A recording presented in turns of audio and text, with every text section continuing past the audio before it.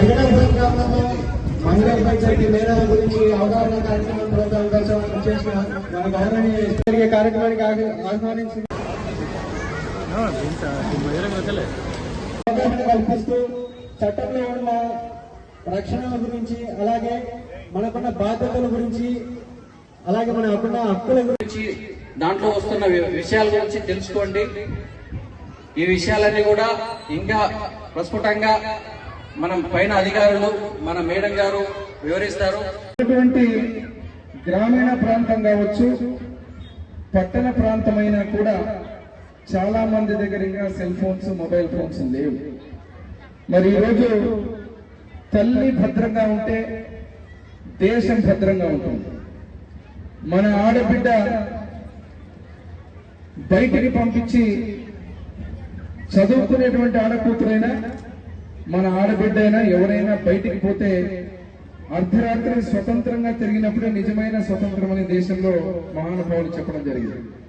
మరి అదేవిధంగా ఈరోజు మన ఆడకూతురు ఇంట్లో వెలిగిపోతే మన దేశం వెలిగిపోయేటువంటి పరిస్థితి. రోజు మహిళలకు ఉన్నటువంటి అత్యంత శక్తివంతమైనటువంటి ప్రపంచంలో ఈరోజు మీకున్న గుణాల్లో కానీ రాకెట్, అదే రకంగా నాసాకు డాక్టర్లుగా, మా పక్కన ఉన్నటువంటి డిఎస్పీ గారుగా, ఐపీఎస్ ఆఫీసర్లుగా, ఎస్పీలుగా, లాయర్లుగా, రాజకీయ నాయకులుగా ఏ రంగంలోనైనా కూడా మహిళలు ఈరోజు దూసుకుపోతున్నారు.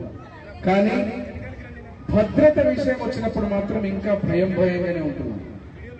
ఎందుకంటే ఈరోజు మన కూటమి ప్రభుత్వం అధికారంలోకి వచ్చిన తర్వాత మన ముఖ్యమంత్రి వారు నారా చంద్రబాబు నాయుడు గారు ఇటువంటి పోలీస్ ఆఫీసర్లను కూడా ఈరోజు పోస్టింగ్స్ ఇచ్చి జిల్లాలో ప్రతి ఒక్క మహిళ కూడా ఏదైనా కష్టం వచ్చినా, భద్రత విషయం వచ్చినా ఏమాత్రం సంకోచించకుండా ఈరోజు మీకు భద్రత కల్పించేటువంటి పోలీస్ వ్యవస్థ ఉందని చెప్పడానికి ఈ గొప్ప కార్యక్రమాన్ని ఏర్పాటు చేసుకుని మీ దగ్గర రావడం జరిగింది. Very happy.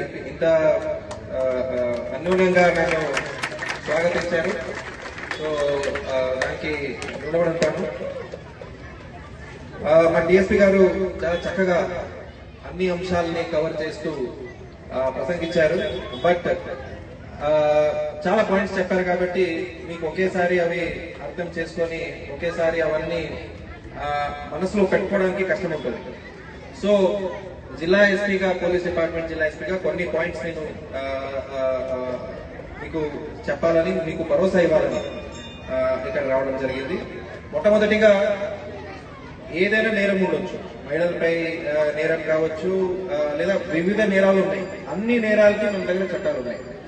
పర్టిక్యులర్లీ మహిళలపై నేరాలు చూస్తే ఎక్కడో ఒక కంపెనీలో పనిచేస్తూ ఉంటారు. అక్కడ నేరాలు జరిగితే పాష్ యాక్ట్, అంటే వర్క్ ప్లేస్ లో ఎక్కడ పని చేస్తున్నారో అక్కడ జరిగితే దానికి ఒక చట్టం ఉంది. పిల్లలపై నేరం జరిగితే దానికి ఒక చట్టం ఉంది, పోక్సో చట్టం.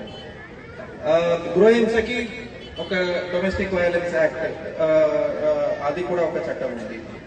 చిన్న చిన్న చట్టాలు కూడా ప్రతిదీ కవర్ చేస్తూ ఉన్నాయి. సో మనకు అందరికీ అవన్నీ చట్టాల గురించి తెలుసుకోవడము